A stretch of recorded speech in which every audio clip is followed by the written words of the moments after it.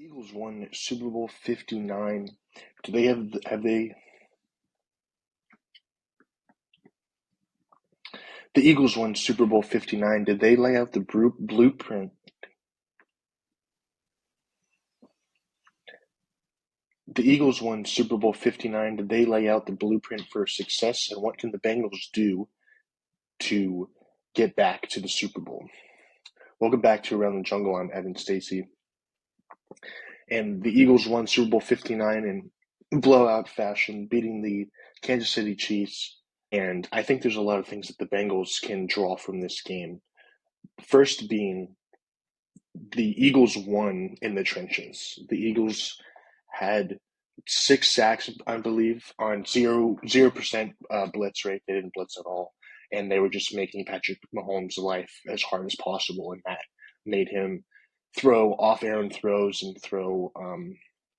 He had 3 turnovers, and that's unlike a guy like Patrick Mahomes, and he probably played the worst game of his career that I've seen, and a lot of that was due to the pressure um, that the Philadelphia Eagles were getting on Mahomes and making his life difficult. And on the other side of the ball, on offense, Jalen Hurts had a clean pocket majority of the time, and he had time to process and throw the ball down the field. He threw a deep ball to AJ Brown and then threw that deep touchdown to Devontae Smith, and he had a lot of time because the Philly has the best offensive line in football and one of the best defensive fronts in football, and that was very evident in this game.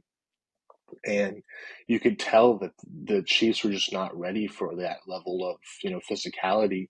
I mean, their offensive line has had problems all season, and the front four of the Eagles just exploited that. They pushed their tackles into Mahomes multiple times, so he had to climb the pocket, and then he would be sacked.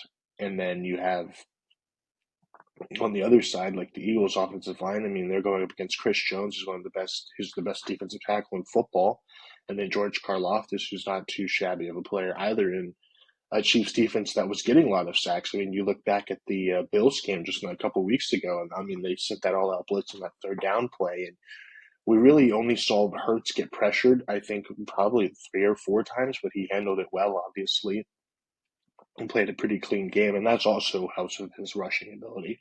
But I think the thing that the Bengals can look at this is how important it is to invest in the trenches. Obviously, the Bengals started doing that last season in the draft. They drafted Amarius Mims, and they've obviously tried to fix that offensive line, which was a huge problem in 2021, bringing in guys like Alex Kappa, Orlando Brown Jr., Ted Karras, guys like that. And it's gotten better, but it's still not where you want it to be. Obviously, I believe their tackles are great. Orlando Brown's a great left tackle, and I think Amarius Mims has shown that he could be a high-level tackle as well.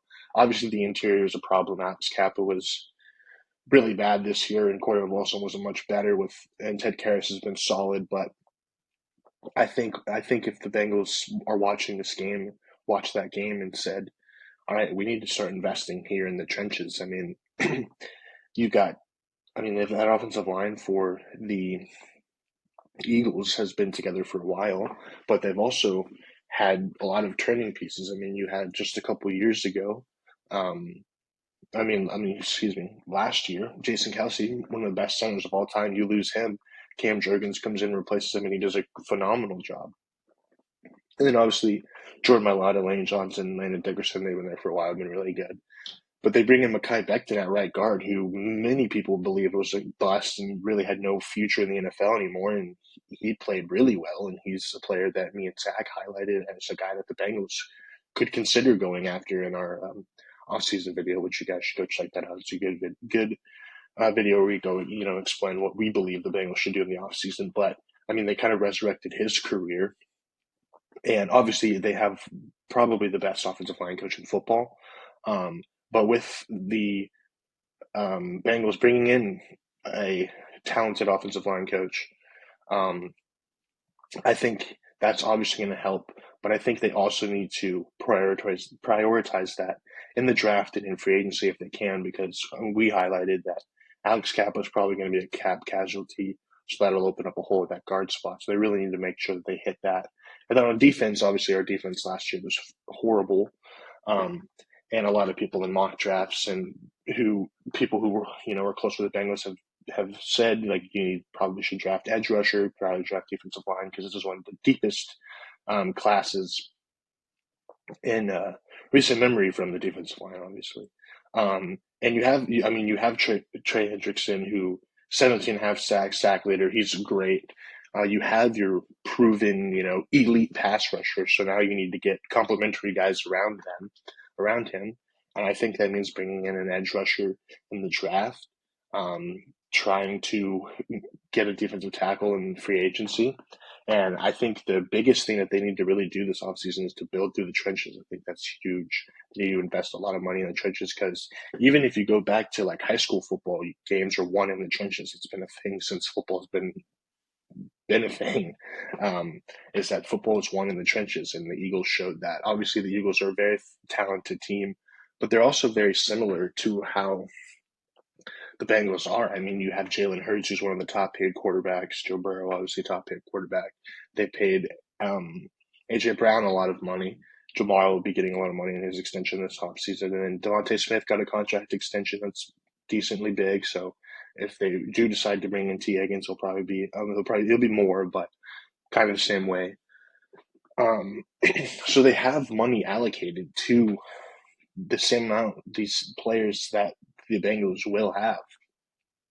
But they've been able to construct such a good roster, and I think that brings my second point is they are just very good. Howie Roseman has done a great job of just being aggressive in free agency and in the draft.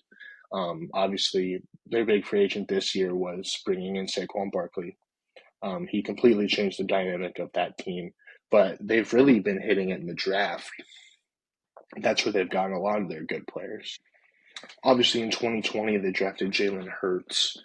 But in 2021, they drafted Devontae Smith in the first round, Landon Dickerson in the second round, Milton Williams in the third, who's been phenomenal this season. He's going to be a big free agent.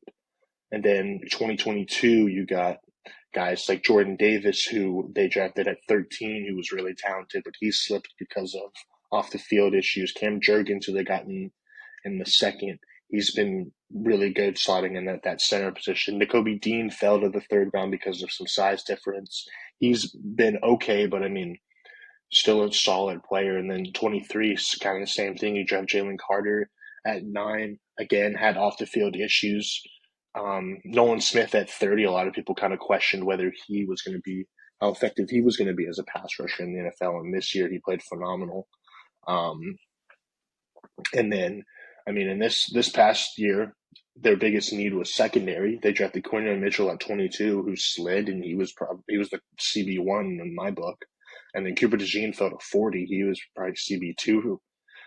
So they just obviously guys fall to them, like guys like Jalen Carter, Jordan Davis, Quinton Mitchell, guys like that fall to them, but they take them when they're there. They take advantage of other teams' mistakes. And I think they just draft, last year they drafted for need, but I think majority of what they do is they just draft the best player and they figure it out. I mean, when they drafted Jalen Carter and Jordan Davis, they still had Fletcher Cox, and they were still a good defensive line, but they were drafting what championship teams do is draft for the future, but they were drafting for the future and the present, knowing that these guys, okay, we've seen their tape, we know that these guys are good. Like, I think some teams, and I'm not saying the Bengals in particular, I'm just saying all teams, I think some teams kind of think too much in the draft at times. I think sometimes they try to project more than just draft good football players. And the Eagles have just drafted good football players. And so I think that's something that the Bengals could take note of. Because obviously I think they should go edge rusher in the draft and go defensive line. But I think if there's a guy that's, proven that you believe could win now, I mean, Joe said we don't have time to wait around for these young guys to, get into rhythm and, kind of come along slowly throughout the years. Like, we need guys who can win now. The window is now to win. I mean, it's not as open as it once was, but you can reopen it if you draft well. And so I think the Bengals really need to nail this draft. And I think if there's a guy like Malachi Starks who's there, who yes, safety isn't a big priority, and usually positional value, you don't really draft safeties that early, but he's a phenomenal player, and I think he could step in right away. And then you got multiple talented edge rushers, which we highlighted some in our last video, and defensive tackles.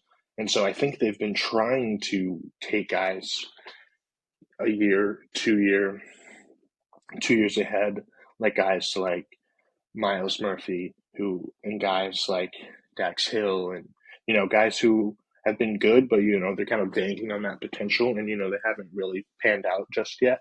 Um, so I think they need guys, and like I said, Burrow's been mentioning this, but guys who can come in right now and play.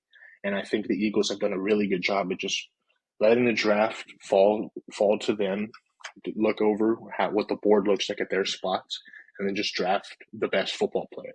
No matter, I mean, they've drafted two or three guys that had some questionable off the field issues, and since they've been in the NFL, haven't really had anything, and that was the major reason why they fell. And then you got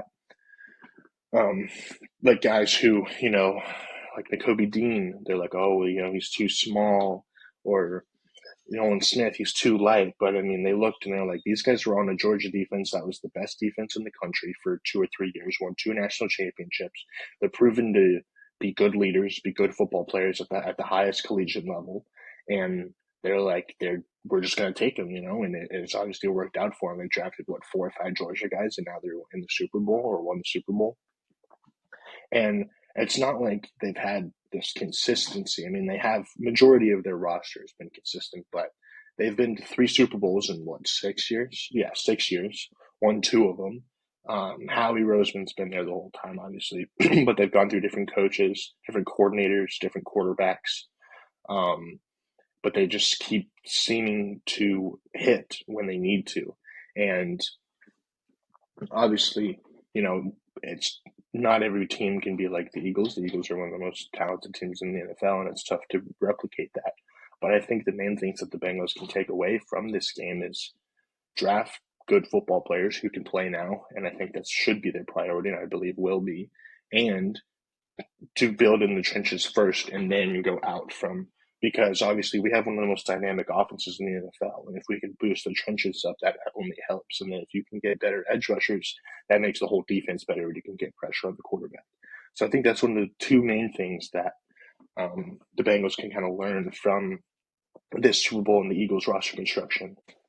Another thing that I wanted to point out, which is how the Eagles do contracts. So the biggest question with the Bengals this offseason is, are they going to be able to pay Jamar, T, Trey, and then still have money to, um, re-sign their other guys and bring in talent, which me and Zach, we talked about it on our offseason video. Again, you should go check that one out. We kind of relayed the cap as best to our knowledge.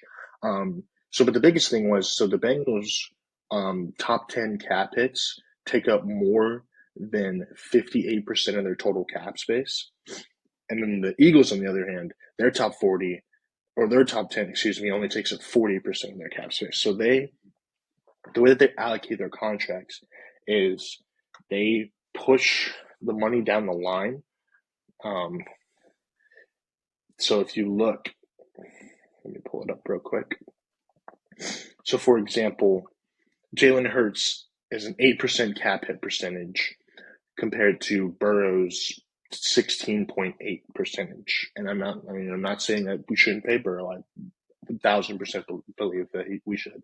But it's just the way that they allocate these contracts is they push the money, down. Like they're sixth in dead cap right now, the Eagles are, and the Bengals are 28th, so they don't really mess with the dead cap, which is again on ownership and on the front office. So I think just signing the contracts like in a way that can maximize your window, and then also paying guys before you kind of have to. Like, I don't know, it kind of sounds stupid, but like, we knew Jamar Chase was going to get a massive contract after year one. We knew it. T. Higgins 2 years ago could have told you he was going to get a big contract.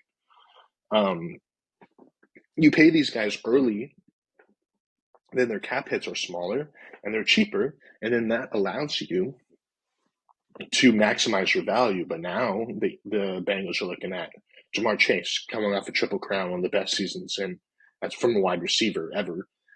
I mean, he's going to demand to be the highest paid wide receiver by far, which is entirely deserved. And then you have T. Higgins coming off of his best statistical season, at least touchdown wise. He was fully healthy for a majority of the season. He's probably going to want a big contract as well. And then Trey Sackler, 17 and a half sacks, he's going to want a big extension too. If you get all these things done earlier, you can kind of, you don't have to worry about them. And you don't have this whole distraction narrative that's started last offseason and it's carried throughout the whole season. And then C, you get them on a cheaper deal that minimizes their cap hit if you structure the contract correctly, which I'm not a cap expert, so I'm not, I don't know exactly the numbers and everything, but I do know that there are ways that you can allocate that money later and make the beginning contract cheaper, which whether that's signing bonus early or whatever, how you ever structure that deal. There are ways to lower your cap hit to where you can expand the cap space. I mean, we've seen the Saints, they've been findangling the cap space for 4 or 5 years now. And the Eagles are one of the highest paid teams in the NFL. And a lot of people are like, how are they able to pay all these guys? And it goes back to my earlier point. Again, they draft well. If you draft guys who can come in and just play immediately and play well, those are cheap guys that are huge in a roster construction. I mean, the Chiefs as well, they got plenty of guys who have made instant impact on their rookie contracts. And then later down the line, some of them you have to let go, some of you don't. I mean, Milton Williams is probably going to be gone because, you just can't pay everybody. But if the Bengals, you draft players, you already got your quarterback paid, not the other way, you'll have your receiver paid, and then you kind of get guys around him in the draft that can come in, are cheap, that will be cheap for 4 years until you have to eventually extend them. That opens your window more. So then you're not allocating all this money to these players and then not being able to retain guys, which we've seen the Bengals not be able to retain a lot of key players in the last couple of years. And I think that's because of how they, deal with cap situations.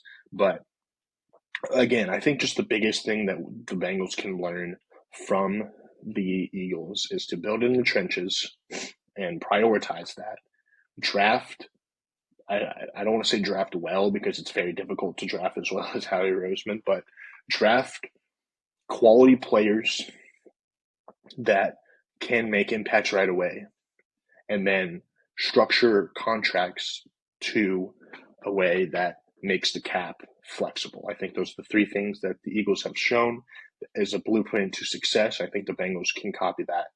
And I think that would open up their window more to going back to the Super Bowl. Obviously, there's a lot of other factors that go into the Eagles' success. But I think you can look at them, the Bengals, in a similar light. It's kind of a similar roster. Not roster, but like I said earlier, same, I guess, money-wise. But yeah, so build through the trenches, draft quality players that are ready to win now, and structure contracts in a way that opens up your cap space. I think those are the 3 things that the Bengals can learn from the Eagles, and we'll see, if they do it. But those are my 3 things that I believe that the Bengals can learn from this Eagles run and hopefully incorporate that into the blueprint of their offseason. And hopefully we'll see the Bengals hoisting that Lombardi trophy sooner rather than later. But that's going to wrap it up for me.